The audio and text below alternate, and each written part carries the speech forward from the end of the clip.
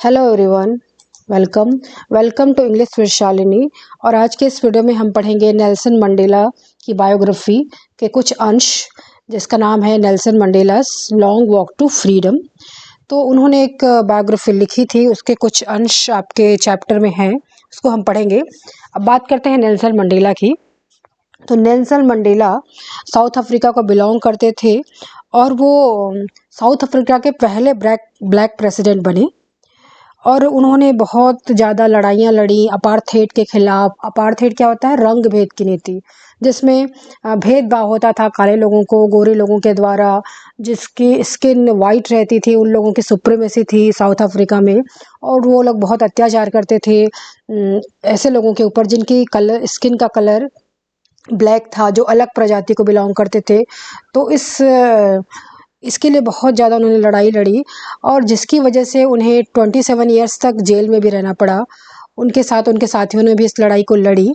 और 1994 में पहली डेमोक्रेटिक गवर्नमेंट स्थापित हुई साउथ अफ्रीका में, और जिसके वो प्रेसिडेंट बने नेल्सन मंडेला। तो उन्होंने अपने शपथ ग्रहण समारोह के बारे में लिखा है अपने ऑटोबायोग्राफी में, और उसी के अंश यहाँ पर हम पढ़ेंगे। और उनकी पार्टी का नाम था अफ्रीकन नेशनल कांग्रेस, जिस पार्टी को बिलोंग करते थे। और उन्होंने 250 सीट्स जीता था असेंबली में आउट ऑफ 400 सीट्स में, और उनकी सरकार बनी थी। और ये प्रोग्राम हो रहा था, एक इनॉग्रेशन सेरेमनी हो रही थी यूनियन बिल्डिंग एम्पी थिएटर में। और उन्होंने वहाँ के दृश्य का वर्णन किया है, कैसे लोग बहुत ज़्यादा खुश थे, कैसे लाखों लोगों ने हिस्सा लिया इस प्रोग्राम में। तो हम चैप्टर स्टार्ट करते हैं। यहाँ से स्टार्ट हो रही है चैप्टर। 10th में डाउन्ड ब्राइट। अब यहाँ से जो नेल्सन मंडेला खुद अपनी ऑटोबायोग्राफी में जो लिखे हैं उनके ही अंश है, हम इसको क्लियरली समझेंगे। सो 10th में डाउन्ड ब्राइट एंड क्लियर। वो कहते हैं 10th में आया और बहुत ही ब्राइट दिन था, बहुत ही क्लियर दिन था। For the past few days I had been pleasantly besieged by dignitaries and world leaders. और वो कहते हैं कि कुछ पास्ट दिनों से मैं लोगों से घिरा हुआ था, बड़े बड़े वर्ल्ड लीडर से, बड़े बड़े इम्पोर्टेंट लोग जो पूरी दुनिया से आए थे मुझसे मिलने, उन लोगों से मैं घिरा हुआ था। बिसाइज्ड मतलब घिरा होना होता है, closely. And who were coming to pay their respect before the inauguration. और ये जो शपथ ग्रहण समारोह था, उसके पहले वो उनको कॉन्ग्रेचुलेट करने आए थे नेल्सन मंडेला को, उनकी जीत के लिए, उनकी इतनी बड़ी सफलता के लिए। तो वो उनसे घिरे हुए थे। और the inauguration would be the largest gathering. अब वो कहते हैं जो इनाग्रेशन था बहुत ही बड़ी गैदरिंग थी, बहुत ही लोग आए थे वहाँ पर। And ever of the international leaders on the south African soil. तो साउथ अफ्रीका की मिट्टी में इस तरह की गैदरिंग पहली बार हो रही थी। The ceremonies took place in lovely sandstone amphitheatre formed by the union building in Pretoria. और ये जो एम्पी थिएटर था, ये जो बहुत ही बड़ी बिल्डिंग थी, इसे बनाया था बिल्डिंग्स इन पेट्रोरिया में ये बनाया गया था। और ये बहुत ही सुंदर बिल्डिंग थी। इसके पहले यहाँ पर जितने भी प्रोग्राम होते थे वो गोरे लोगों के होते थे, ऐसे लोग जो वाइट स्किन पीपल थे। और ये फर्स्ट टाइम इस तरह से आयोजन हो रहा था। For the decades this had been the seat of white supremacy. बहुत ही दशकों से ये जो सीट था, ये जो जगह थी, वो वाइट सुप्रीमेसी का, गोरे लोगों के आधिपत्य का एक तरह से सिंबल था। And now it was the site of rainbow gathering of different colors and nations for the installation of South Africa's first democratic non-racial government. अब मंडेला जी कहते हैं कि इसके पहले तो यहाँ वाइट सुप्रीमेसी थी, लेकिन अब ऐसी कोई बात नहीं थी। अब एक तरह से रेनबो गैदरिंग था, मतलब डिफरेंट कलर्स के लोग थे, कोई काले थे, कोई गोरे थे, कोई व्हीट स्किन के थे, हर तरह के लोग थे, हर प्रजाति के लोग थे, और हर नेशन के भी लोग थे, और जो कि साउथ अफ्रीका के इस गैदरिंग में आए हुए थे, और जो देख रहे थे कि साउथ अफ्रीका में फर्स्ट टाइम ऐसी गवर्नमेंट बन रही थी जो कि डेमोक्रेटिक भी थी और जो कि नॉन रेशियल थी। किसी जो प्रजाति के लिए जो एक खास भेदभाव होता था, ऐसा कुछ नहीं था इस गवर्नमेंट में, सबके लिए समान गवर्नमेंट थी ये। इसलिए इसे नॉन रेशियल गवर्नमेंट कहा जाता है। On that lovely autumn day I was accompanied by my daughter जनानी। अब कहते हैं कि उस ऑटम डे में, अब ये जो यहाँ पर ये आप जानते हैं कि साउथ अफ्रीका साउदर्न हेमिस्फीयर में है, तो उस समय वहाँ पर ऑटम था। तो उस लवली डे के दिन मेरे साथ मेरी बेटी थी जनानी, मुझे साथ में थी, वो आप देख सकते हैं पिक्चर में है जनानी। On the podium mister de Klerk was first sworn in a second deputy president. और उस पोडियम में, उस स्टेज में सबसे पहले मिस्टर डी क्लर्क ने शपथ ली और वो सेकेंड डेप्यूटी प्रेसिडेंट बने। Then Thabo Mbeki was sworn in as a first deputy president.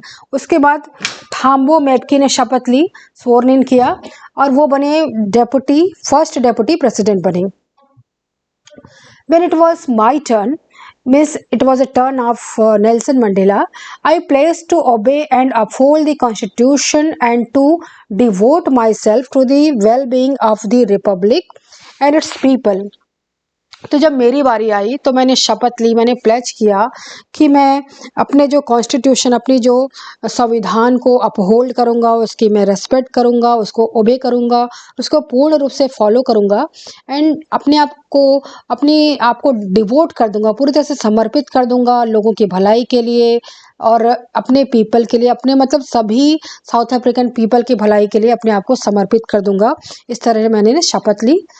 To the assembled guest and the watching world, I said, और जो वहाँ पर assembled guest थे, वहाँ पर जो assembled मतलब वहाँ पर जो गैदर हुए गेस्ट थे और जो लोग, पूरी दुनिया जो हमको वॉच कर रही थी, जो देख रही थी, उनसे मैंने कहा, I said, today all of us do by our presence here confer glory and hope। तो कहते हैं कि आप लोगों ने सब के सब आए हैं यहाँ पर और हमको एक तरह से सम्मान दिया है, ग्लोरी दी है, होप दिया है to new born and liberty. और हमारी जो अभी जो हमको जो लिबर्टी मिली है, जो हमको स्वतंत्रता मिली है, उसके लिए आप आए हैं यहाँ पर और हमको बहुत ही सम्मानित किया है, इसके लिए बहुत बहुत धन्यवाद कहते हैं वो। Out of the experience of an extraordinary human disaster that lasted too long। अब कहते हैं कि हमें एक्सपीरियंस है जो हमारे साथ हुआ है, जो हमारे साथ एक्स्ट्राऑर्डिनरी ह्यूमन डिज़ास्टर हुआ है। ये बात कर रहे हैं अपार्थेड की। अपार्थेड मतलब वही जो रंग भेद हो रहा था साउथ अफ्रीकन ब्लैक पीपल के अगेंस्ट, कैसे उनको हर अधिकार छीन लिए गए थे, कहीं आने जाने की स्वतंत्रता नहीं थी, बस हो गया कि कहीं पर भी हो गया, जॉब हो गया, पॉलिटिकल सिस्टम हो गया, हर जगह उनसे भेदभाव होता था और उनको पीछे धकेल दिया जाता था। और हालांकि उनकी मेजोरिटी थी, उस साउथ अफ्रीका में मेजोरिटी में होने के बावजूद भी उनके साथ इतना ज़्यादा अत्याचार होता था। तो इसी की बात कर रहे हैं, ह्यूमन डिज़ास्टर की बात कर रहे हैं। और ख़ुद इसी के लिए जैसे मैंने बताया कि नेल्सन मंडेला जी को 27 ईयर्स के लिए जेल में रहना पड़ा था। फिर लास्टेड टू लॉन्ग, ये बहुत ही लंबा संघर्ष चला। But must be born a society of which all humanity will be proud. लेकिन अब ऐसी सोसाइटी का जन्म हो रहा है जिसके लिए पूरी की पूरी जो ह्यूमैनिटी है, पूरी की पूरी मानव सभ्यता प्राउड करेगी। हम इस तरह से बन के दिखाएंगे, अपने साउथ अफ्रीका को इस तरह से इस ऊंचाई पे ले जाएंगे कि पूरी की पूरी मानव जाति हम पे गर्व करेगी, ऐसा वो कहते हैं। We who were outlaws not so long ago have today been given rare privilege to be the host to the nations of the world on our own soil। अब मंडेला जी कह रहे हैं कि कुछ समय पहले हम लोग आउटलॉस थे। आउटलॉस मतलब ये हुआ कि चूंकि साउथ अफ्रीकन जो गवर्नमेंट थी, जिसमें ब्लैक सुप्रीमेसी नहीं थी, जिसमें वाइट सुप्रीमेसी थी, मतलब गोरों का जब शासन उसमें चल रहा था, 300 साल तक ये शासन चला था और उसके बाद ये डेमोक्रेटिक गवर्नमेंट बन रही थी। तो जो पहले के जो शासन था उसमें लोग, जो बाहरी जो वर्ल्ड लीडर्स थे, इससे इस भेदभाव को समर्थन नहीं दे रहे थे। तो वो उन्होंने सारी टाइज तोड़ ली थी साउथ अफ्रीका के साथ और हमसे वो कोई भी संबंध नहीं रख रहे थे। लेकिन चूंकि अब पूरी तरह से ये सब बंद हो गया, ये अपार्थाइड सिस्टम बंद हो गया, रंग भेद की नीति समाप्त हो गई, तो सब लोग हमको कॉन्ग्रेचुलेट करने आए थे, हमसे मिलने आए थे। और तो ये बहुत ही रेयर प्रिविलेज था, बहुत ही बड़ा सम्मान था कि हम होस्ट कर रहे थे इतने सारे वर्ल्ड नेशन को अपनी सॉइल में, अपनी धरती पे सम्मान दे रहे थे। बहुत ही बड़ी बात थी हमारे लिए। इसके पहले ऐसा नहीं हो रहा था। हम एक तरह से तड़ी पार टाइप के थे, कहना चाहिए, आउटलॉस थे, अछूत टाइप के हो गए थे। We thank all of our distinguished international guests for having come to take possessions with the people of our country of what is, after all, a common victory for justice, for peace and for human dignity। अब वो कहते हैं कि हम उन distinguished international guest को, जो बहुत ही महत्वपूर्ण गेस्ट हमारे यहाँ आए हैं, इंटरनेशनल गेस्ट आए हैं, उन सभी को हम सम्मानित करना चाहते हैं। और possessions with the people of our country what is after all, और कहते हैं कि हम सबके सामने कहना चाह रहे हैं कि ये जो विक्ट्री हुई है, ये जो जीत हुई है, वो सिर्फ हमारी जीत नहीं है। ये जो जीत है पूरी जस्टिस की जीत है, पूरी न्याय की जीत है। और ये सब हम पीस के लिए कर रहे हैं, शांति की स्थापित हुई है। और ये पूरी मानव सभ्यता की डिग्निटी के लिए है कि किसी इंसान को दूसरे इंसान के साथ भेदभाव नहीं करना चाहिए, ना कलर के आधार पे, ना जाति के आधार पे, ना रिलीजन के आधार पर। हर इंसान समान है, जन्म से भी समान है, और उसको इसी तरह से समानता मिलनी चाहिए। तो ये हमारे जो जीत हुई है, ये पूरी मानव सभ्यता की जीत है। We have at last achieved our political emancipation। और अंततः क्या हुआ, at last हमें political emancipation मिल गया है। political emancipation मतलब क्या होता है? emancipation मतलब एक तरह से मुक्ति। हमको politically मुक्ति मिल गई है, हम आज़ाद हो गए हैं इस रंग भेद की नीति से, और हमारी गवर्नमेंट बन गई है जिसमें हम कोई भी भेदभाव नहीं करेंगे। So we pledge ourselves to liberate all our people from the continuing bondage of poverty, deprivation, suffering, gender and other discrimination। अब वो कहते हैं, वो प्लेज करते हैं, मैं शपथ लेता हूँ, हम सब शपथ लेते हैं कि हमारे जो लोग हैं, जिनको अभी भी क्या है, जो अपार्थाइड तो ख़त्म हो गया है, रंग भेद की नीति तो ख़त्म हो गई है, लेकिन सब कुछ अचानक सही तो नहीं हो सकता। अभी भी हमारे लोग हैं वो बंधनों में जकड़े हुए हैं। कौन से बंधनों में? पावर्टी, वो गरीब है, वो डिप्राइव्ड है, वो वंचित है, वो सफ़र कर रहे हैं क्योंकि इतने सदियों से उनके साथ अत्याचार हुआ है, जेंडर डिस्क्रिमिनेशन हुआ है, महिलाओं के साथ डिस्क्रिमिनेशन हुआ है, भेदभाव हुआ है, और तरह तरह के जो डिस्क्रिमिनेशन हुए हैं जिसकी वजह से वो इन बेड़ियों में जकड़े हुए हैं। तो उन बेड़ियों से हमको आज़ाद कराना है अपने लोगों को, ऐसा वो कहते हैं। और इस बात की हम शपथ लेते हैं, never never never again shall it be that this beautiful land will again experience the possession the operation of one by another. अब वो बहुत ही जोर दे के कहते हैं, बहुत ही इम्फेसाइज करते हैं कि नहीं नहीं नहीं, कभी ऐसा नहीं होगा कि हमारा जो ब्यूटीफुल लैंड है, हमारा जो साउथ अफ्रीका है, उसमें फिर कभी हम ऐसा ऑपरेशन हम नहीं बर्दाश्त कर पाएंगे। हम ये नहीं बर्दाश्त कर पाएंगे कि एक व्यक्ति दूसरे व्यक्ति को दबाए, कुचले, उसके साथ अन्याय करे। ऐसा कभी हम नहीं होने देंगे, ऐसा वो कह रहे हैं। जो हो गया सो हो गया, लेकिन भविष्य में ऐसा कभी नहीं होगा, कहते हैं। अब देखिए रियल पिक्चर है, जब वो बार्स के बिहाइंड थे Nelson Mandela. The sun shall never set on so glorious a human achievement. और वो कहते हैं हमको इतनी अच्छी अचीवमेंट मिली, इतनी बड़ी हमको उपलब्धि मिली है, तो वो कहते हैं कभी भी उपलब्धि का जो सन है सेट नहीं होगा, मतलब इसका सूरज कभी नहीं डूबेगा। ये जो आज़ादी हमको मिली है, ये हमेशा हमेशा के लिए कायम रहेगी, कभी भी इसका सूर्यास्त नहीं होगा, मतलब हमेशा ही आज़ादी रहेगी। Let freedom reign. चलिए फ्रीडम को सब तरफ स्थापित होने देते हैं, रेन करने देते हैं।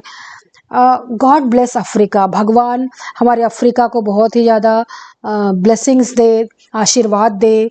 अ few moments later we all lifted our eyes in awe as a spectacular array of South African jets, helicopters and troops carriers rode in the perfect formation over the Union building। अब देखिए, आप picture में देखिए ये picture में देखिए आपको दिख रहा होगा इस तरह से, ये इस तरह का फ्लैग है ना।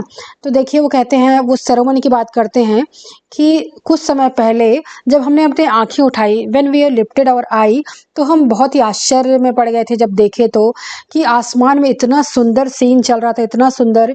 इस तरह से जो हमारे जो अफ्रीकन जेट्स थे, हमारे हेलीकॉप्टर्स थे, वो रोर कर रहे थे बहुत ही आवाज़ करते हुए। कुछ कुछ वो फिगर्स बना रहे थे ओवर द यूनियन बिल्डिंग जिसके ऊपर ये हो रहा था, उसके ऊपर कुछ फिगर्स बना रहे थे। अब ये जो पिक्चर है, ये हमारे इंडिया के सेलिब्रेशन का है। जब हम 15 अगस्त सेलिब्रेट करते हैं ना, तो देखे होंगे आसमान में इस तरह से हमारे इंडियन फ्लैग को बनाते हैं लोग धुआं छोड़ते हुए इस तरह से। देखिए इसमें ट्राई कलर बन रहा है ना।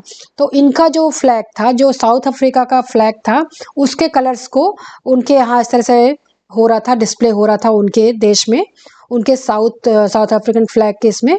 और ये सब देख के हमको बहुत ज़्यादा खुशी हुई, ऐसा वो कहते हैं। हम एकदम आश्चर्य में पड़ गए इतना सुंदर सीन देखकर। It was not only a display of a pinpoint precision and military force, but a demonstration of military loyalty to democracy, to new government, and that had been freely and fairly elected. अब वो कहते हैं कि वो सिर्फ प्रिसाइजेशन, मतलब ये सिर्फ ये जो बता रहे हैं ये जेट्स का ही प्रदर्शन नहीं था, कोई मिलिट्री फोर्स का ही प्रदर्शन नहीं था, बस कि ये बता रहा है कि हमारा जो मिलिट्री फोर्स है, हमारी साउथ अफ्रीका के जो मिलिट्री फोर्स है, वो हमारे गवर्नमेंट की तरफ लॉयल है, वफादार है, कि हमारे गवर्नमेंट के साथ है वो, और न्यू गवर्नमेंट के वो साथ है और हमेशा इसके साथ रहेगी, जो कि बहुत ही फ्रीली इलेक्ट हुई है, बहुत ही फेयरली इलेक्ट हुई है। मतलब इसमें किसी प्रकार का भ्रष्टाचार नहीं हुआ है कि गवर्नमेंट किसी भ्रष्टाचार के साथ इलेक्ट हो गई हो, ऐसा नहीं है। बहुत ही फेयरली लोगों के द्वारा डेमोक्रेटिक रूप से हमारी गवर्नमेंट बनी है और हमारे साथ हमारी मिलिट्री भी खड़ी है। अब ये देखिए पिक्चर्स, इस तरह से स्लेवरी होती थी। देखिए एक इंसान का गले से लेके पैर तक पूरा चैन एक ऐसे लाइन में रहता है ताकि भाग मत जाए। इस तरह से साउथ अफ्रीका में और अफ्रीकन कंट्रीज में स्लेवरी होती थी। और ये सब तो पेंटिंग है, लेकिन ये रियलिटी में होता था। Only moments before, the highest generals of the South African Defence Force and Police, their chest decked with the ribbons and medals from the day gone by, saluted me and pledged their loyalty. अब वो कहते हैं कुछ समय पहले, only moment before, क्या हुआ था कि साउथ अफ्रीकन डिफेंस के जो हाईएस्ट जनरल थे, जो बड़े बड़े अधिकारी थे, जो पुलिस फोर्स था, और उनका जो चेस्ट था, उनकी जो छाती में बहुत सारे रिबन्स लगे हुए थे, मेडल्स लगे हुए थे, जो पुराने समय में उनको मिले थे। उनके मेडल्स बेडेक्ट थे, बेडेक्ट मतलब जड़े हुए थे उनके चेस्ट में। और उन्होंने मुझे सैल्यूट किया और मेरे सामने और लोगों के सामने उन्होंने शपथ ली कि वो पूरी तरह से लॉयल रहेंगे इस साउथ अफ्रीकन गवर्नमेंट के लिए, इस free and fair elected government के प्रति, ऐसा वो कहते हैं। I was not unmindful of the fact that not so many years before they would not have saluted but arrested me. लेकिन इस बात से मैं, ऐसा नहीं है कि मुझे इस बात को मैं अनमाइंडफुल हूँ, इस बात को मैं नहीं सोचता, मैं अनभिज्ञ नहीं हूँ इस बात से, क्योंकि मैं जानता हूँ कि बहुत समय तो नहीं गुजरे हैं कि कुछ साल पहले क्या होता था। अगर वो मेरे सामने आते, ये जो जनरल्स मेरे सामने आते, ये जो पुलिस फोर्स मेरे सामने आती, तो वो लोग मुझे सैल्यूट नहीं करते, उन लोग मुझे अरेस्ट कर लेते, ऐसा वो कहते हैं। तो finally a chevron of Impala jets left a smoke trail of the black, red, green, blue and gold of the new South African flag. अब वो कहते हैं ये शेवरॉन बन रहा था, शेवरॉन मतलब एक तरह से आकृति बन रही थी इम्पाला जेट्स की, ये सारे जो आसमान में जो बन रहे थे, और वो क्या ट्रेल कर रहे थे, क्या क्या कलर्स बना रहे थे, ब्लैक, रेड, ग्रीन, ब्लू और गोल्ड। मतलब साउथ अफ्रीकन के न्यू फ्लैग में जो जो कलर्स होते हैं उसकी उन लोग आकृति बना रहे थे। जैसे कि हमने देखा हमारे यहाँ क्या बनता है, ट्राई कलर बनता है, हमारे जो देश के झंडे का बनता है, वैसे ही वहाँ उनके देश के झंडे का कलर वो छोड़ रहे थे, वो जेट्स छोड़ रहे थे, और बहुत ही सुंदर सीन था। The day was symbolized for me by playing of our two national anthems. और ये जो डे था, ये जो बहुत ही खूबसूरत दिन था 10 मई का, उस समय क्या हुआ कि दो तरह के नेशनल एंथम गाए जा रहे थे, and the vision of white singing कोस्की सिकेल अफ्रीका एंड ब्लैक सिंगिंग डाई स्टेम the old anthem of the republic. तो उस समय क्या था, उस गैदरिंग में काले लोग भी थे, गोरे लोग भी थे, हर तरह के लोग थे। तो उस समय क्या हुआ कि जो वाइट लोग थे, वाइट स्किन के लोग थे, गोरे लोग थे, वो गा रहे थे कोसी सिकई अफ्रीका वाला गाना गा रहे थे, नेशनल एंथम वाला। और जो ब्लैक पीपल थे वो गा रहे थे डाई स्टेम, जो कि पहले वो नहीं गाते थे। और ये जो डाई स्टेम था वो ओरिजिनल रिपब्लिक का एंथम था। और although that day neither group knew the lyrics of the anthem, they once despised they would soon know the word by heart. अब नेशनल मंडेला जी कहते हैं कि वो जब अलग अलग गाना गा रहे थे, अलग अलग जो एंथम को गा रहे थे, तो कुछ समय पहले क्या था, इसके गाने को वो नहीं गाते थे, उनके गाने को ये नहीं गाते थे, और उनके गाने अलग अलग थे। दोनों एक दूसरे के गाने से नफरत करते थे और एक दूसरे के लिरिक्स को भी नहीं जानते थे, क्योंकि स्वाभाविक है उसे वो नफरत करते थे, उस गाने को तो गाते ही नहीं थे, तो उसका जो शब्द है उसको नहीं जानते थे, लेकिन वो गाने का प्रयास कर रहे थे। आज के दिन वो एक दूसरे अलग अलग कम्युनिटी के गाने को वो गाने का प्रयास कर रहे थे, नेशनल एंथम को गाने का प्रयास कर रहे थे। ये देखिए, ये भी स्लेवरी का पिक्चर है, ये ओरिजिनल फोटो है, आप देख सकते हैं। अब देखिए, on the day of inauguration I was overwhelmed with a sense of history. In the first decade of the 20th century, a few years after the bitter Anglo-Boer War and before my own birth, the white-skinned people of South Africa patched up their differences and erected a system of racial domination against the dark-skinned people of their own land. अब यहाँ पर वो apartheid के बारे में बात कर रहे हैं। जो प्रेसिडेंट हैं नेल्सन मंडेला, अपार्थेड वाले के बारे में बात कर रहे हैं ये। तो अपार्थाइड क्या है, जैसे मैंने आपको बताया था, अपार्थाइड वो सिस्टम है, रंग भेद की नीति है। तो on the day of inauguration, जो इनॉग्रेशन का दिन था, जो शपथ ग्रहण का दिन था, आई वॉज ओवरवेल्ड, मैं बहुत ज़्यादा ओवरवेल्ड हो गया था, बहुत ज़्यादा एक्साइटेड हो गया था, खुश हो गया था, with a sense of history. जब मैं हिस्ट्री को याद कर रहा था, मैं प्रेजेंट में तो था, लेकिन मैं हमारे साथ पास्ट में क्या हुआ, कितने अत्याचार हुए हमारे साथ, ये सारी बातों को मैं याद कर रहा था। अब स्वाभाविक है, जो इंसान 27 ईयर तक जेल में रहा हो, उसी लड़ाई के लिए, उसी संघर्ष के लिए, क्या वो कभी भूल सकता है इस बात को? नहीं भूल सकते। और वो सिर्फ वो जेल में ऐसे रहना नहीं था, वो सश्रम कारावास था, मतलब पत्थर तोड़ने पड़ते थे उनके ऊपर, बहुत ज़्यादा अत्याचार होते थे, डंडे बरसाए जाते थे, जिसको उनको सहना पड़ता था। आगे पढ़ेंगे वो सबको हम लोग। So in the first decade of the 20th century, तो 20th सेंचुरी का जो पहला डेकेड था, a few years after the bitter Anglo Boer war, और एक वॉर हुआ था, एंग्लो बोर वॉर, मतलब ये वाइट और ब्लैक स्किन पीपल के लोगों के बीच में वॉर हुई थी। और उस समय मेरा जन्म नहीं हुआ था, उस समय मेरे जन्म के कुछ साल पहले वो कहते हैं कि एक नियम बन गया था। वाइट स्किन पीपल थे, जो गोरे लोग थे साउथ अफ्रीका के, वो आपस में जो लड़ाई कर रहे थे, उसको लड़ाई के वो छोड़ दिए, अपने डिफरेंसेस वो भुला लिए, और उन्होंने क्या किया, काले लोगों की तरफ के अगेंस्ट एक संगठन बना लिया, और उन्होंने कहा कि हम ऐसा सिस्टम लाएंगे कि ये जो काले लोगों के ऊपर पूरी तरह से बंदिशें होंगी, वो यहाँ नहीं जा पाएंगे, वहाँ नहीं जा पाएंगे, कोई भी वो जॉब नहीं कर पाएंगे जो रेस्पेक्टफुल हो, और अपने फैमिली को भी नहीं रख पाएंगे, और हर तरह, मतलब कह नहीं सकते, हर क्षेत्र में भेदभाव हो रहा था। इस तरह से ऐसा पूरा सिस्टम बन गया, अपार्थाइड का सिस्टम बन गया। और जो लोग, जो हम लोग खुद ही इसी लोग के, यहीं के लोग थे, और हमारे ऊपर जो डोमिनेशन कर रहे थे वो भी हमारे ही लोग थे, वो भी साउथ अफ्रीकन पीपल थे। लेकिन उन्होंने ये नहीं सोचा कि हम लोग भी उन्हीं के लोग हैं, हमारे स्किन का कलर काला है तो क्या हुआ, लेकिन उन्होंने ऐसा नहीं सोचा, और हमारे को उन्होंने इतने साल तक हमको अपने पैरों की जूती बनाकर रखा, कहना चाहिए। So the structure they created form the basis of one of the harshest, most inhuman societies the world has ever known.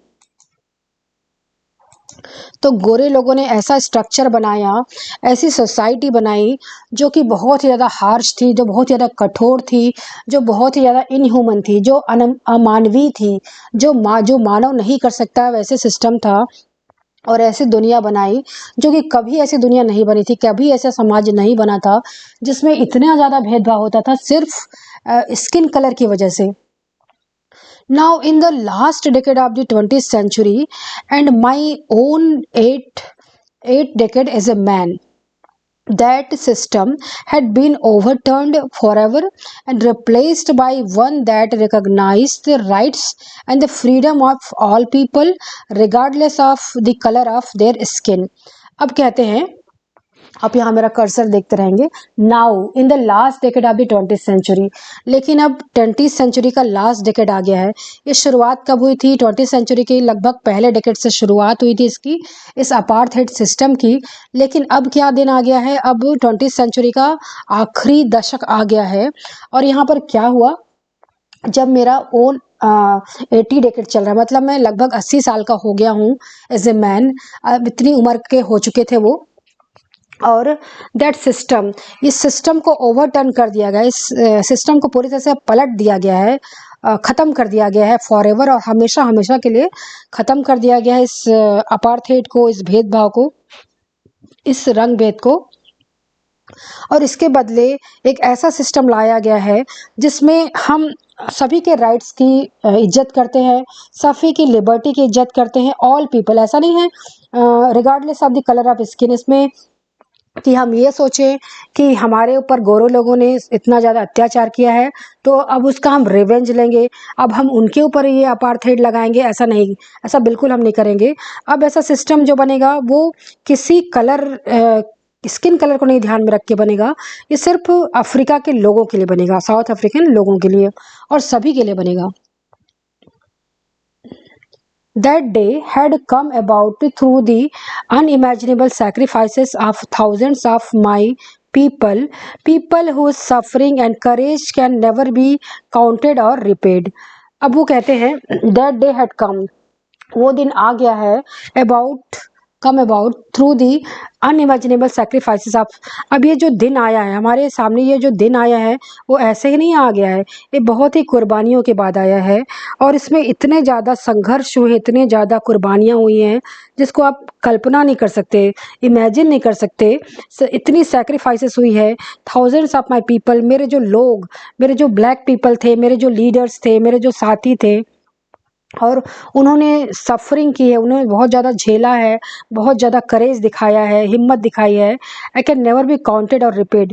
और उनके जो करेज है, उनकी जो सफरिंग है, हम कभी लौटा नहीं सकते, उनके वो दिन हम कभी भी वापस नहीं दे सकते। वो तो बहुत सारे लोग तो ऐसे हैं जिनकी अब मौत हो चुकी है, तो उनके एहसानों का हम बदला कभी नहीं चुका सकते, कि उनकी कुर्बानियों की वजह से ही हमें ये दिन देखने को मिल रहा है। I felt that day, as I have on so many other days, that I was simply the sum of all those African patriots who had gone before me. अब मैं सोचता हूँ, मैं उस समय सोचा, उस समय मुझे फील हुआ जैसे कि मुझे अक्सर होता है, I have so many other day, कई बार ये फील होता है कि मैं सिर्फ नेल्सन मंडेला नहीं हूँ। मैं क्या हूँ? ये जो लोग हैं मेरे, जो सारे जो लोग थे, जो अफ्रीकन पैट्रियट थे, मतलब जो अफ्रीका के जो देशभक्त लोग थे, जो मेरे सामने जो गए, वो चले गए, ये सारे का मैं एक सम हूँ, सारे की मैं रिप्रेजेंटेटिव हूँ, मैं एक तरह से प्रतिनिधित्व कर रहा हूँ। मेरे अंदर वो सभी लोग हैं। That long and noble line ended, और वो जो बहुत ही लंबी लाइन है, लंबी लाइन मतलब ऐसा नहीं था कि एक दो लोग ही स्ट्रगल किए थे, जैसे हमारे देश में भी स्वतंत्रता के लिए हजारों लाखों स्वतंत्रता सेनानियों ने अपनी जान दी है ना, उसी तरह वहाँ भी ये हुआ है। तो ये जो सिस्टम था, ये जो लाइन है वो अनएंडिंग है, और बहुत ही आदर्श व्यक्तियों की जो लाइन है वो अब एंड हो गई है, ख़त्म हो गई है, वो बहुत सारे लोग की मौत हो चुकी है। And now begin again with me, लेकिन अभी भी मैं तो जिंदा हूँ, तो मेरे साथ वो लाइन अभी भी जिंदा है, और अभी फिर से शुरू हो रही है वो। I was pained that I was not able to thank them, और मुझे बहुत दुख है, आई वॉज पेन्ड, मैं बहुत दुख हो रहा था मुझे कि मैं उनको थैंक नहीं बोल सकता, उनको मैं फिजिकली तो थैंक नहीं बोल सकता, लेकिन मैं अपने दिल से तो थैंक दे सकता हूँ।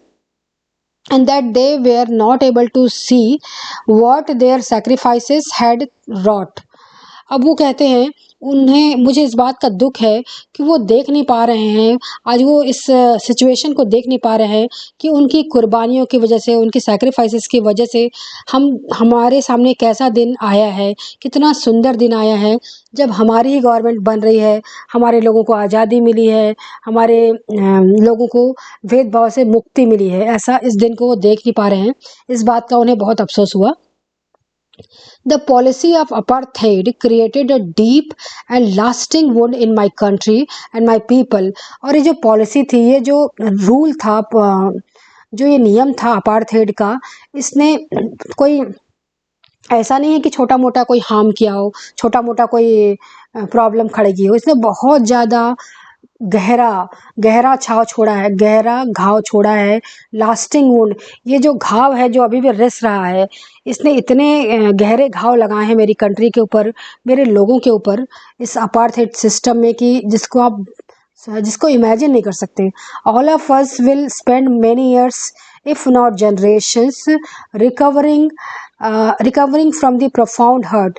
और ऐसा नहीं है कि ये जो आज हमारी गवर्नमेंट बन गई तो सब कुछ एक ही दिन में ठीक हो जाएगा, कोई भी चीज़ एक ही दिन में तो ठीक नहीं होती, लेकिन हम सभी लोगों को बहुत सारे समय बिताना पड़ेगा, हमारे कई जनरेशन्स आ जाएगी, और तब तक शायद हम इस घाव से उभर पाएँ, तब तक अब ये जो प्रोफाउंड, ये गहरे चोट से हम उभर पाएँ। जितनी चोट हमको लगी है, जितनी हमारी जड़ें हिला दी गई हैं, इससे हम आसानी से नहीं उभर सकते। But the decade of oppression and brutality had another unintended effect, and that was it produced the Oliver Thambos, the Walter Sisulu। ये देखिए पिक्चर्स में ये सब जो नाम जो दिए हैं ना, पिक्चर में आप देखिए, ये सब वो फ्रीडम फाइटर हैं, ये जो फाइटर्स हैं वहाँ के, जिन्होंने नेल्सन मंडेला के साथ लड़ाई लड़ी, और कुछ उनसे बड़े थे, कुछ उनके साथ वाले थे, ये सब डेड हो गए थे उस समय, तो ये सब का वो नाम ले रहे हैं। कौन कौन थे? Oliver Tambos, the Walter Sisulus, chief Luthulis and Yusuf Dadoos, the Brain Fishers and the Robert Subukvis and After Time, men of such extraordinary courage, wisdom and generosity that their like many never been known again।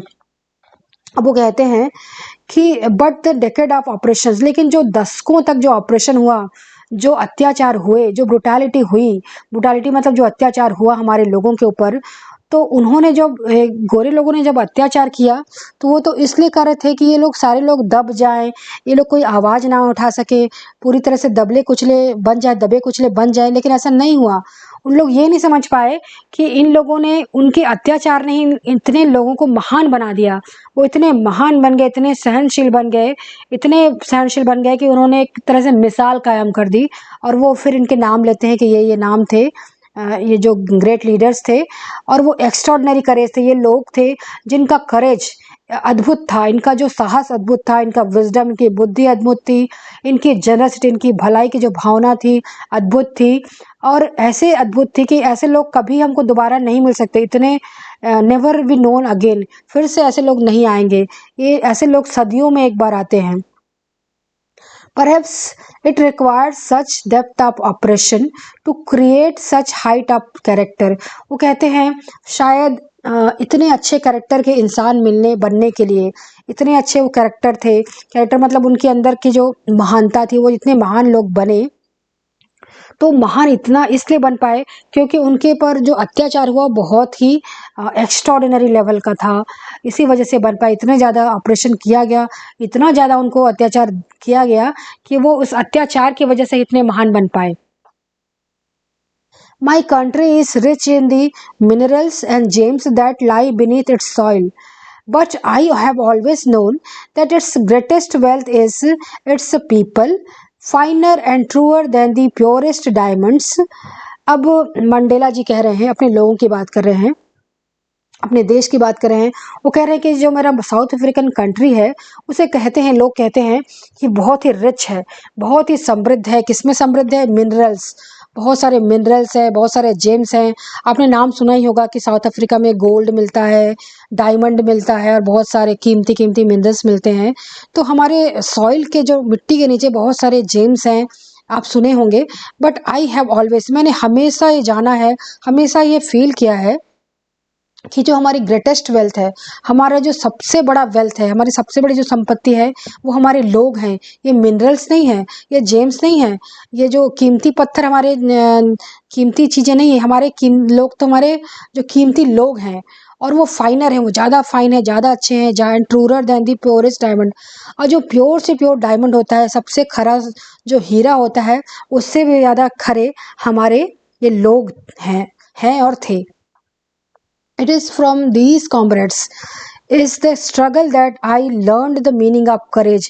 और इन्हीं लोगों से, इन्हीं मेरे साथियों से, comrade मतलब साथी, जो पहले के लीडर्स थे, जो आज के लीडर्स हैं, ये साथी हैं, इन्हीं से मैंने संघर्ष सीखा है, मैंने संघर्ष करना सीखा है, स्ट्रगल करना सीखा है, और मैंने सीखा है कि करेज क्या होता है, साहस क्या होता है, करेज का मीनिंग सीखा है।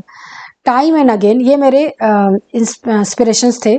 और आपको बता दें कि जो नेल्सन मंडेला थे, वो गांधी जी को भी अपना आदर्श मानते थे। और जिस तरह गांधी जी ने अहिंसा को अपनाया, नॉन वायलेंस को अपनाया, तो नेल्सन मंडेला भी ने अहिंसा के रास्ते को अपनाते हुए अपने लोगों को आज़ाद कराया था। और वो इसलिए उनको अफ्रीकन गांधी भी कहा जाता है। और उन्हें भारत रत्न भी दिया गया है, उन्हें नोबेल प्राइज़ भी मिला है। तो बहुत ज़्यादा उनको मतलब पूरे देश में सम्मान हुआ है, पूरे वर्ल्ड में उनका सम्मान किया गया है। Time and again I have seen man and women risk and give their life for an idea. तो टाइम एंड अगेन मतलब हमेशा, बार बार मैंने देखा है, मैंने लोगों को देखा है, मैंने मैन एंड वुमेन को देखा है, जो कि इस आइडिया के लिए, इस आज़ादी की भावना के लिए अपनी लाइफ को दांव पे लगा देते हैं, रिस्क कर देते हैं, अपने उस आदर्शों के लिए अपनी ज़िंदगी को पूरी दांव में लगा देते हैं। I have seen man stand up to attack and torture without breaking, showing strength and resilience that defies the imagination. अब मैंने लोगों को देखा है, मैंने लोगों को देखा है, अपने लोगों को देखा है। अब देखिए, थोड़ा सा आपको बता दूं, जब ये लीडर्स जो थे, जब उनको जेल में डाला जाता था, इंक्लूडिंग नेल्सन मंडेला जी को भी, तो अब जेल में ऐसे ही उनको खाली थोड़ी रखते थे। उनके साथ बहुत ज़्यादा अत्याचार होता था, डंडे से पीटा जाता था, पत्थर तोड़वाए जाते थे, और तरह तरह से यातनाएं दी जाती थी। तो यातनाओं को वो सहते थे। और तो कहते हैं कि मैंने देखा है कि इन लोगों ने कितने ज़्यादा अटैक्स को सहा है, इतने ज़्यादा टॉर्चर को सहा है, और ब्रेक नहीं हुए हैं। अब उनको तो इसलिए टॉर्चर दिया जा रहा था ताकि वो अपने इस आदर्शों को भूल जाएं, और वो स्वीकार कर ले कि ठीक है भाई, तुम लोग हमारे ऊपर अत्याचार करते रहो, हमारे लोगों के ऊपर अत्याचार करते रहो, तुम लोग, तुम्हारी स्किन का कलर फेयर है तो तुम लोग ऐसा कर सकते हो। ऐसा उन्होंने नहीं किया, और उन्होंने एक्स्ट्राऑर्डिनरी स्ट्रेंथ दिखाया, ताकत दिखाई, रेजिलियंस दिखाया। रेजिलियंस मतलब क्या होता है, एक तरह से सहनशीलता दिखाई, प्रबलता दिखाई। और आप इसकी तुलना नहीं कर सकते, मतलब आप समझ नहीं सकते कि कितना, मतलब आपकी कल्पना से बाहर है, इमेजिनेशन के बाहर है जो अत्याचार उन्होंने सहे हैं। तो इसको हम इमेजिन तो कर सकते हैं, क्योंकि हमने भी इमेजिन किया, हमने भी मतलब कहानियाँ सुनी हैं कि हमारे जो हमारे जो लीडर्स थे, हमारे जो स्वतंत्रता सेनानी थे, उनके ऊपर कितने ज़्यादा अत्याचार हुए हैं अंडमान निकोबार में, और यहाँ ही ब्रिटिशर्स ने जो किए हैं अत्याचार उनके ऊपर, हमने बहुत सारी मूवीज़ में देखा है। तो इसी तरह से सिमिलर अत्याचार हुए थे ये ब्लैक पीपल के अगेंस्ट। अब देखिए, I learned that courage was not the absence of fear. ये साउथ अफ्रीकन फ्लैग है, तो इसमें जो कलर्स है ना, उसी कलर्स के उसमें से निकले, जेट से कलर निकल रहे थे। I learn that courage was not the absence of fear. और मैंने सीखा है कि जो किसी साहस हो ना, साहस, करेज है, साहस है किसी के अंदर, तो ऐसा नहीं है कि उसके में कोई डर नहीं है, कोई भी डर नहीं, एब्सेंस ऑफ फियर है, but the Triumph for it. But क्या है कि उसने उस फियर के ऊपर एक तरह से विजय हासिल कर ली है। डर अभी भी उसके में है, ऐसा नहीं कि डर खत्म हो गया है, डर है, लेकिन डर को उसने काबू में रखा है, और यही बड़ी बात है। ऐसा नहीं कि मैं डरता नहीं हूँ, मैं किसी और दुनिया से आया हूँ, ऐसा वो कहना चाह रहे हैं।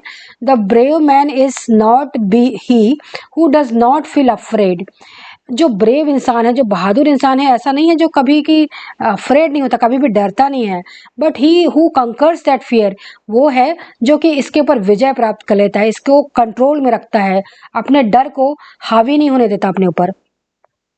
No one is born hating another person because of the colour of his skin और हिज बैकग्राउंड और his religion.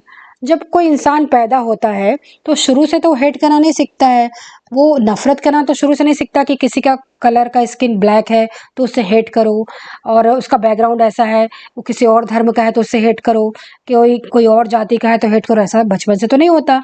People must learn to hate, लेकिन जब लोग बड़े होते हैं, जब लोग बड़े होते हैं तो वो हेट करना सीखते हैं।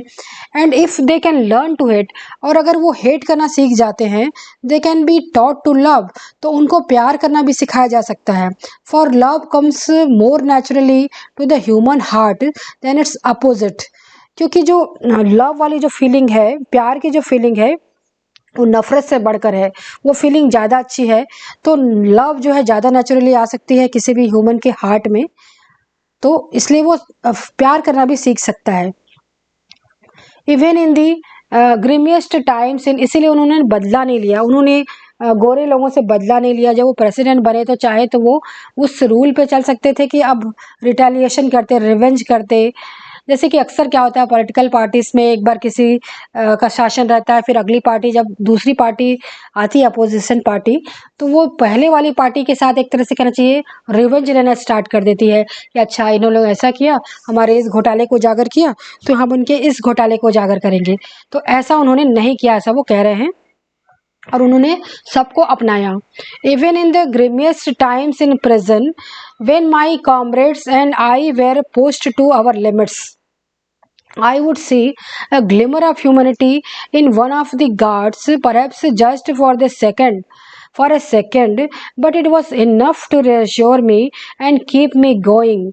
अब वो कहते हैं कि जब बहुत ही बुरा दिन था, ग्रीमियस्ट मतलब बहुत ही काला से काला दिन, बुरा से बुरा दिन होता था मेरे प्रिजन में, when my comrades, जब मेरे लोग, जो मेरे साथी लोग थे, and I were pushed to our limits, push to over limits मतलब क्या होता है, किसी भी इंसान की बर्दाश्त करने की, सहने की एक क्षमता होती है। किसी को डंडे मारोगे तो कोई 10 डंडा सहेगा, कोई 20 डंडा सहेगा, कोई 50 से सह सकता है, लेकिन हमने अपनी लिमिट को बहुत ज़्यादा पुश किया कि चलो कितना भी सह लेंगे हम, जितना मारे सहेंगे हम।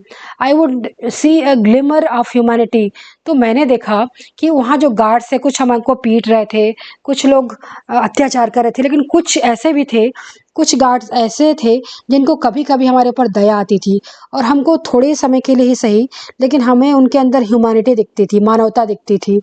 और perhaps just for the second, शायद एक सेकेंड के लिए दिखे, लेकिन मुझे लगता था कि अभी भी मानवता जिंदा है, अभी भी ह्यूमैनिटी जिंदा है।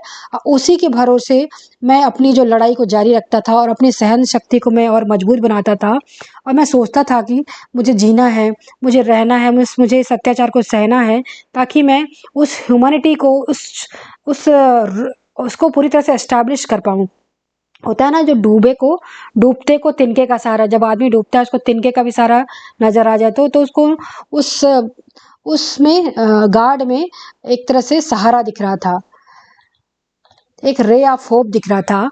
ये देखिए, ये जो है ना रियल पिक्चर है साउथ अफ्रीकन जेल की, जिसमें नेल्सन मंडेला थे। ये देखो, ये लोग पत्थर तोड़ रहे हैं, इतने सारे पत्थर हैं, इसको गिट्टी बनाने का मतलब काम दिया गया है उन लोग को, पूरे लाइन में है, यहाँ लोग इनको निगरानी कर रहे हैं।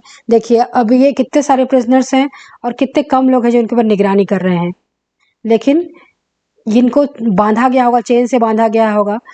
मैन गुडनेस, और ये मुझे कीप गोइंग ना, इसी ने मुझे चलते बनाए रखा, इसने आगे काम करने के लिए मुझे प्रेरणा दी। Man's goodness is a flame that can be hidden but never extinguished. वो कहते हैं कि इंसान के अंदर जो अच्छाई होती है ना, गुडनेस होती है, वो एक फ्लेम की तरह है, एक ज्योति की तरह है, एक आग की तरह है, जिसको कुछ समय के लिए छिपाया तो जा सकता है, लेकिन एक्सटिंग्विश नहीं किया जा सकता, मतलब पूरी तरह से बुझाया नहीं जा सकता उस आग को। इंसान कितना भी कहे कि वो पूरी तरह से उसके में मानवता नहीं है, कभी वैसा नहीं है, कभी भी नहीं झुकेगा, किसी से नहीं वो करेगा, लेकिन हर इंसान के अंदर कोई ना कोई, थोड़ी ना थोड़ी मानवता होती ही है। In life every man has twin obligations, और लाइफ में, किसी के भी लाइफ में हर इंसान के पास ट्विन ऑब्लिगेशंस होती हैं, 2 जिम्मेदारियां होती हैं या बहुत सारी ऑब्लिगेशंस ड्यूटी होती हैं।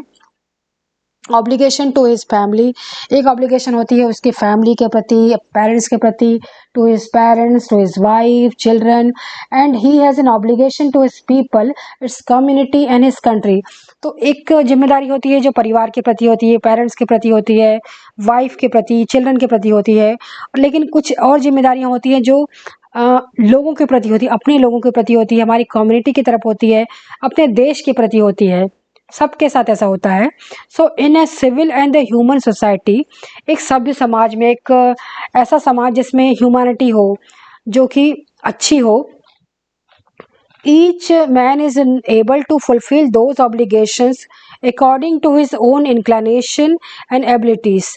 तो वो हर इंसान होता है, वो क्या करता है, अपने ऑब्लिगेशंस को पूर्ति करता है, पूरा करता है, अपनी ड्यूटीज़ को निभाता है जिस तरह से उसकी इंक्लिनेशन होती है, जिस तरह से उसकी इच्छा होती है, जिस तरह से उसकी क्षमता होती है, एबिलिटी। ऐसा नहीं कि सब सभी तरह का जिम्मेदारी निभाते हों, जितनी उसकी क्षमता है, जितनी उसकी सोच है, जितनी उसकी इच्छा है उतना निभाता है। कोई कम निभाता है, कोई कम ज़्यादा निभाता है। But in a country like south Africa, लेकिन ऐसी कंट्री में, ये अभी ये फिफ्थ बास्ट की बात कर रहे हैं ना, देखिए यहाँ पर पिक्चर में लिख रहा है फ्री मंडेला। तो इस तरह से जब मंडेला जेल में थे तो पूरे वर्ल्ड कम्युनिटी का भी प्रेशर पड़ रहा था साउथ अफ्रीका के ऊपर कि ये इस अपार्थाइड सिस्टम को बंद करो, मंडेला को फ्री करो। और इनकी जो पार्टी थी वो भी लड़ाई लड़ रही थी लगातार कि मंडेला को और दूसरे लीडर्स को फ्री किया जाए। तो ये सारे दबाव में आते हैं, फिर अंत में जो वहाँ के जो राष्ट्रपति थे, जो वाइट राष्ट्रपति थे, उन्होंने ऐसे लोगों को जेल से रिहा कर दिया जिनके ऊपर कोई मर्डर चार्जेस नहीं लग रहे थे, इंक्लूडिंग नेल्सन मंडेला को। और फिर जब चुनाव हुए तो इनकी पार्टी की जीत हुई और वो प्रेसिडेंट बने। So, but in country like South Africa, it was almost impossible for a man of my birth। लेकिन मेरी कंट्री में ये संभव नहीं था, ये सामान्य जीवन जीना संभव नहीं था। इट वॉज ऑलमोस्ट इम्पॉसिबल, लगभग इम्पॉसिबल था for a man of my birth and colour to fulfil both of those obligations. अब ये क्या बोल रहे हैं, मेरे जिस कलर का, मैं जिस कलर का हूँ, किस कलर के थे वो, ब्लैक स्किन के थे, जो जिस प्रजाति का मैं था, जिस जाति का था मैं, और जिस कलर का मैं था, वो सारी जिम्मेदारियां पूरी नहीं कर सकता था। वो चाहता तो भी पूरी नहीं कर सकता था, उसके ऊपर बंधन थे। In South Africa man of colour का मतलब वही black people, who attempted to live as a human being was punished and isolated. तो ऐसे जो कलरफुल लोग थे, जो ब्लैक पीपल थे, अगर वो अपनी ज़िंदगी अच्छे से बिताना चाहें, किसी इंसान की तरह अगर वो जीना चाहें, तो उनको पनिशमेंट मिलती थी, उनको अलग थलग कर दिया जाता था, उनको आइसोलेट कर दिया जाता था। In South Africa, a man who tried to fulfill his duty to his people was inevitably ripped from his family and his home and was forced to live a life apart on a twilight existence of secrecy and rebellion। अब वो कहते हैं south Africa में ऐसा आदमी जो try करता था कि वो अपने लोगों के भी तरफ रिस्पॉन्सिबिलिटी दिखाए, मतलब ऐसा इंसान जो चाहे कि वो आवाज़ उठाए कि हमारे ब्लैक लोगों के ऊपर अत्याचार मत करो, इस अत्याचार को बंद करो, तो उन्हें उनकी फैमिली से भी दूर कर दिया जाता था, उनको भगौड़ों की ज़िंदगी बिताना पड़ता था, एक रेफ्यूजी की ज़िंदगी निभाते थे, अपने लोगों से वो मिल नहीं सकते थे क्योंकि अगर वो सामने आएंगे तो उनको पकड़ लिया जाएगा, उनको जेल में डाल दिया जाएगा। तो इस तरह से उनको पूरी फैमिली से दूर रहने को मजबूर कर दिया गया, और ऐसा इनके साथ भी हुआ है। और उन्हें एक सीक्रेसी में रहना पड़ता था, उनको किसी सीक्रेट प्लेस में रहना पड़ता था, क्योंकि तभी वो वहाँ से अपना जो काम है कर सकते थे। और उनको रिबेलियन करना पड़ता था, रिबेलियन मतलब एक तरह से क्रांति करनी पड़ती थी, एक विद्रोह करना पड़ता था, तभी वो अपने लोगों की तरफ वो कुछ कर सकते थे, मतलब वो नॉर्मल फैमिली नहीं बिता सकते थे। ये देखिए ओरिजिनल पिक्चर है जिसमें साउथ अफ्रीका के जो नेल्सन मंडेला का जेल है, और उनका ये देखिए उनका बेड है ज़मीन में, और ये उनका ओरिजिनल उनका सेल था, ये कैद खाना। बाद में बड़े बड़े वर्ल्ड लीडर्स ने भी विज़िट किया था उनके इस कैद खाने में। I did not in the beginning chose to place my people above my family, but attempting to serve my people, I found that I was prevented from fulfilling my obligations as a son, as a brother, a father and a husband. अब वो कहते हैं I did not in the beginning. अब जैसे वो कह रहे हैं कि बिगनिंग में, शुरुआत से ऐसा नहीं था कि कोई मैं बहुत महान आदमी था, कोई एक्स्ट्रॉर्डिनरी आदमी था जो कि सोचे कि मैं बस देश ही देश है, मेरी फैमिली कुछ नहीं है। पहले मैंने भी अपनी फैमिली को अभी सभी से ऊपर रखा। अब मेरी फैमिली जो थी मेरी प्रायोरिटी थी, but in attempting to serve my people, लेकिन जब अपनी मैं लोगों की सेवा करना मैंने जब शुरुआत की, जब मैं लोगों के लिए आवाज़ उठाई, अपनी ब्लैक लोगों के लिए मैंने आवाज़ उठाई, तो मैंने पाया, मैंने देखा कि मुझे अपनी फैमिली की रिस्पॉन्सिबिलिटी को पूरी नहीं करने दिया जा रहा था। मुझे as a son, as a father मैं अपनी रिस्पॉन्सिबिलिटी पूरी नहीं कर पा रहा था, क्योंकि मुझे वो अपॉर्चुनिटी नहीं मिल रही थी। मुझे एक तरफ से भागना पड़ रहा था और एक तरफ से सीक्रेसी में रहना पड़ रहा था। I was not born with a hunger to free. और जब मैं पैदा हुआ तो मैं फ्री रहने के हंगर के साथ नहीं पैदा हुआ था। ऐसा नहीं था कि मैं आज़ाद होऊंगा, मैं आज़ाद होऊंगा, इस तरह से नहीं सोचा था, क्योंकि मैं आई वॉज बोर्न फ्री, मैं फ्री ही था। जब मैं पैदा हुआ तो मैं फ्री ही था, ऐसा मैं सोचता था। फ्री इन एवरी वे, मैं हर तरह से फ्री था जब मैं आज़ाद पैदा हुआ। तो दैट आई कुड नो, जितना मैं सोच सकता था कि उस सारे तरह से मैं फ्री था। Free to run in field, मैं खेतों में दौड़ता था, इसके लिए मैं फ्री था। नियर माई मदर्स हट, मेरी जो माँ की झोपड़ी थी, हट, उसके आसपास मैं दौड़ता था। Free to swim in the clear stream, और जो झरने आसपास बहते थे वहाँ मैं स्विमिंग करता था। That run through my village, जो कि मेरे विलेज के पास में जाती थी नदी, वहाँ पर मैं स्विमिंग करता था। Free to roast mealies under the stars and ride the broad back of the slow moving bulls, तो मैं मिलीस को रोस्ट करता था खुले आसमान के नीचे रातों में, और मैं बुल्स की सवारी करता था। बुल्स मैंने बैल जानते हैं ना, बैल के ऊपर स्लोली स्लोली वो चलता था, उसी के ऊपर मैं लेट जाता था, सवारी करता था। As long as I obeyed my father, और जब तक मैंने अपने फादर की बात मानता रहा, कि मैं मानता रहा, मेरे फादर ने जो कहा मैंने माना। And abided by the customs of my tribe, और मेरी जो ट्राइब थी, जो मेरे ट्राइब थी, उसको, जिस ट्राइब को मैं बिलोंग करता था, उसके कस्टम्स को मैं मानता था, उसके रूल्स को मानता था, तब तक तो बहुत सब कुछ ठीक था। और वो किस ट्राइब को बिलोंग करते थे? नेल्सन मंडेला वो बिलोंग करते थे थेम्बू रॉयल फैमिली। थेम्बू रॉयल फैमिली था उनका ट्राइब का नाम, और उनको कहा जाता था मादिबा कहा जाता था। जोजा क्लैन नेम, जोजा का उनका नाम था, मादिबा उनका नाम था नेल्सन मंडेला का। So I was not troubled by the loss of man or a God, और मुझे कोई प्रॉब्लम नहीं थी कि इंसानों ने क्या लॉ बनाया है, कि भगवान ने क्या लॉ बनाया है, ये नियम की मैं परवाह ही नहीं करता था। It was only when I began to learn that my boyhood freedom was an illusion, when I discovered as a young man that I was that my freedom had already been taken from me, that I began to hunger for it. लेकिन जब मैंने सोचना शुरू किया, जब मैंने सीखना शुरू किया कि जो मेरा बॉयहुड का जो फ्रीडम था, जो मेरा बचपने का जो फ्रीडम था, जब मैं छोटा था और मैं सोचता था कि मैं फ्री हूँ, मैं सब कुछ करने के लिए फ्री हूँ, तब मुझे पता चला कि ये मेरा इल्यूजन ही है, ये मेरा भ्रम है और कुछ नहीं है, वहम है कि मैं फ्री हूँ। एक्चुअल में मैं फ्री था ही नहीं। So when I discovered as a young man that my freedom has been taken away, और जब मैं बड़ा हुआ, यंग हुआ, तो मुझे पता चला कि मेरा फ्रीडम मुझसे छीन लिया गया है। That I began to hunger for it, तब मैं सोचने लगा, मुझे इसकी भूख होने लगी, मुझे फ्री होना है, मुझे हर हाल में फ्री होना चाहिए, मैं इसके लिए तड़फने लगा। At first as a student I wanted freedom only for myself, और जब मैं स्टूडेंट था तो मैं सबके बारे में नहीं सोचता था, मैं सोचता था मुझे फ्रीडम चाहिए अपने लिए, सिर्फ अपने लिए। और ये जो फ्रीडम थी टेम्परेरी थी, ये फ्रीडम परमानेंट नहीं थी, पूरी तरह से टेम्परेरी फ्रीडम थी, ट्रांजिटरी फ्रीडम थी मेरी।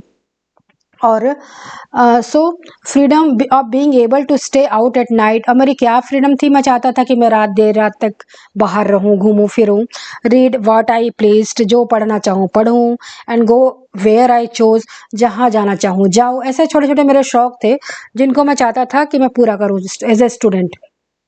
Later, as a young man in Johannesburg, I yearned for the basic and the honorable freedom of achieving my potential, of earning my keep, of marrying and having a family. The freedom not only to be obstructed in lawful life, लेकिन जैसे जैसे दिन बीतते गए और later as a young man in Johannesburg में मैं रहता था। और जब मैं यंग मैन था तो मैं यर्न करने लगा। यर्न मतलब एकदम बहुत तीव्र इच्छा होने लगी मेरी कि मेरी बेसिक नीड्स है, मेरी जो बेसिक नीड्स है फ्रीडम की, वो पूरी होनी चाहिए और उसके पूरी क्षमता के साथ पूरी होनी चाहिए। तो क्या होनी चाहिए? ऑफ अर्निंग माई कीप, मैं अपने पैसे कमा सकूँ, खुद अपने आप पैरों पे खड़ा हो सकूँ।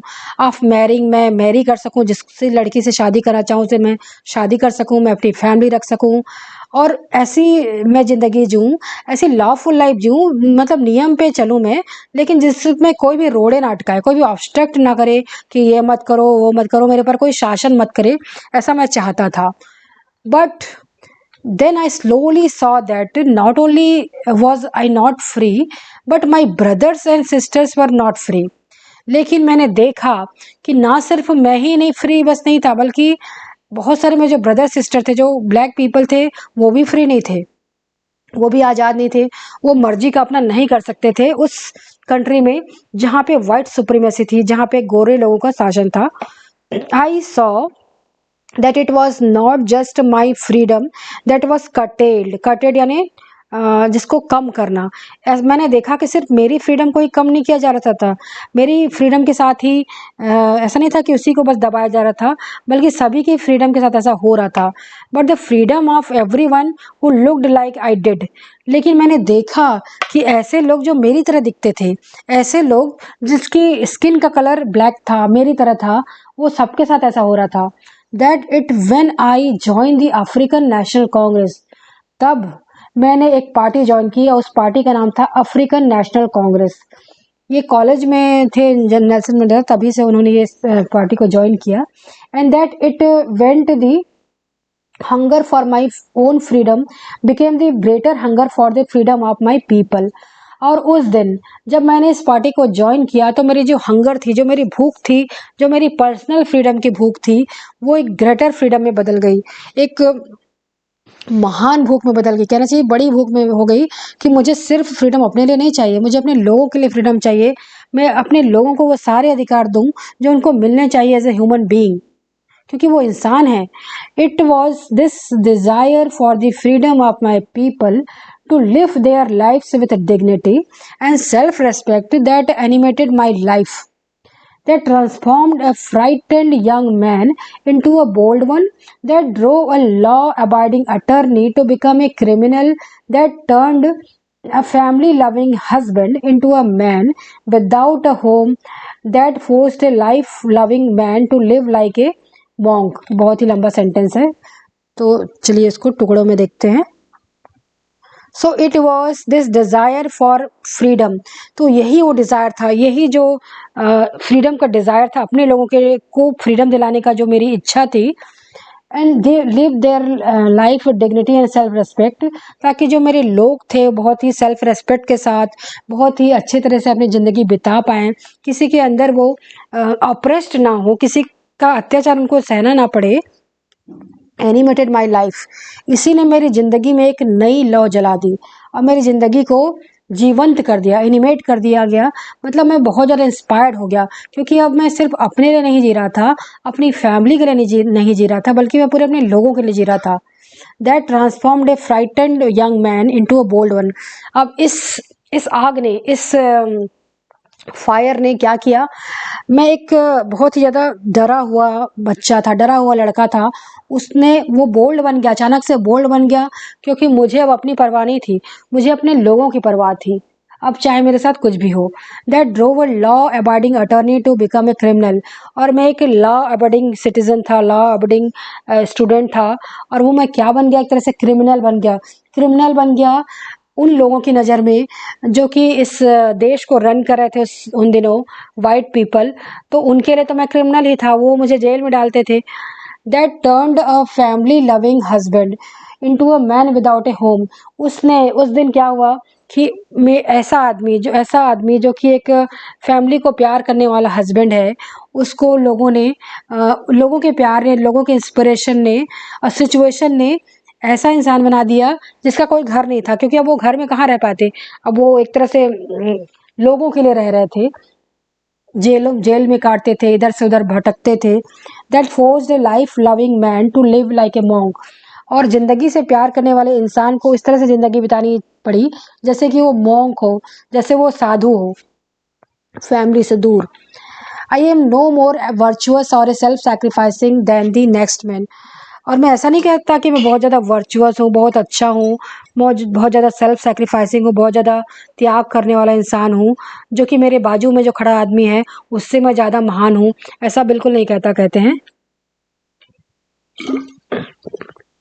But I found that I could not even enjoy the poor and the limited freedom I was allowed when I knew my people were not free. लेकिन जिस दिन मुझे पता चला कि मेरे जो लोग हैं वो फ्री नहीं है, हर काम करने के लिए आज़ाद नहीं है, उनके ऊपर अत्याचार हो रहे हैं, तो मुझे जो थोड़ी बहुत फ्रीडम मिल रही थी उसको मैं इंजॉय नहीं कर पा रहा था। मैं ऐसा नहीं सोच सकता था कि जो मेरे लोगों कुछ भी करें, मेरे को क्या मतलब है, मुझे तो थोड़ी आज़ादी है, मैं तो थोड़ी सी अच्छी फैमिली में पैदा हुआ, मुझे एजुकेशन मिली है, तो मैं इसी में रहूं, कुछ काम कर लूं, तो भी उनका ज़िंदगी बहुत ही चल सकता था सरलता से। लेकिन उन्होंने इस रास्ते को नहीं अपनाया। उन्होंने अपनाया कि कैसे मैं लोगों को आज़ाद करूं, तभी तो वो एक कहना चाहिए लेजेंड बन गए। Freedom is individual. They chain on the any one of people, what they chain on all of them. The chains of all of my people were the chain on me.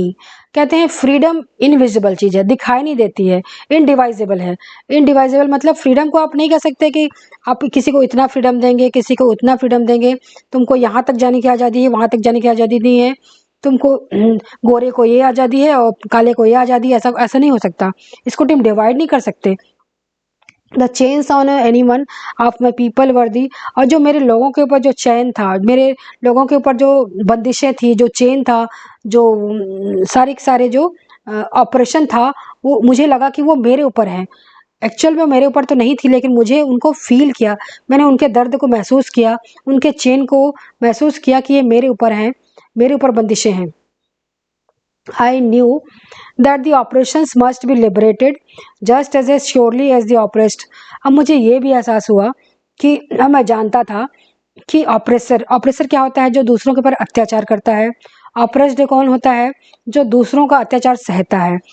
तो मैंने जानता था अत्याचार करने वाला, बुराई करने वाला और अत्याचार सहने वाला दोनों के दोनों ही बराबर दोषी हैं और बराबर ही लिबरेट करने के योग्य हैं। दोनों ही एक तरह से कैद में बंधे हैं, दोनों के दोनों इम्प्रिजन हैं, दोनों को अपने एक तरह से चेन में बंधे हुए दोनों के दोनों, और दोनों को आज़ादी की ज़रूरत है। A man who takes away another's man freedom is a prisoner of hatred. He is locked behind the bars of prejudice and narrow mindness.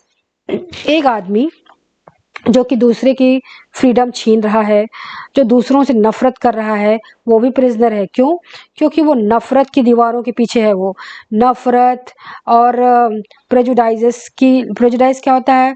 पूर्वाग्रह, किसी से बिना किसी बात से उससे कहना चाहिए एक तरह से नफरत करने लगना, एक तरह से उसके मन में ख्याल बना लेना कि ये ऐसा है, वो ऐसा है। और ये नैरो माइंडनेस क्या है? संकीर्णता, कि गोरा है तो अच्छा है, काला है तो अच्छा नहीं है।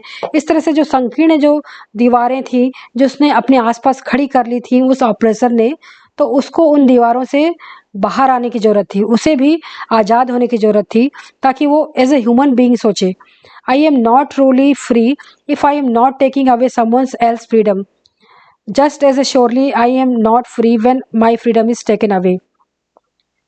तो जिस तरह से मेरी अगर फ्रीडम कोई ले लेता है तो मैं फ्री नहीं रहता हूँ, उसी तरह वो इंसान भी फ्री नहीं है जिसने किसी और की फ्रीडम को छीन लिया है, क्योंकि वो भी इन बेड़ियों में जकड़ा हुआ है। The oppressed and the oppressor like are robbed of their humanity. और जो ऑपरेस्ड है और जो ऑपरेसर है, दोनों को ही दोनों के अंदर से मानवता को छीन लिया गया है। ऑपरेस्ड को तो इंसानों की तरह जीने नहीं दिया जा रहा है, ह्यूमन की तरह जीने नहीं दिया जा रहा है, और ऑप्रेसर भी ह्यूमन नहीं है, क्योंकि इंसानियत कहाँ बचती है जब आप लोगों से इतना ज़्यादा नफ़रत करते हैं, इंसान को इंसान नहीं समझते, उसको कलर के हिसाब से जज करते हैं, तो फिर आपके अंदर इंसानियत ही कहाँ है। तो दोनों ही उस ह्यूमैनिटी से दूर हैं। तो ये था लेसन। आई होप आपके लिए ये यूज़फुल रहा होगा। अगर है तो प्लीज़ शेयर करें अपने फ्रेंड्स के साथ, और मैंने इसमें और बहुत सारे वीडियो बनाए हैं, please check it out. Thank you so much.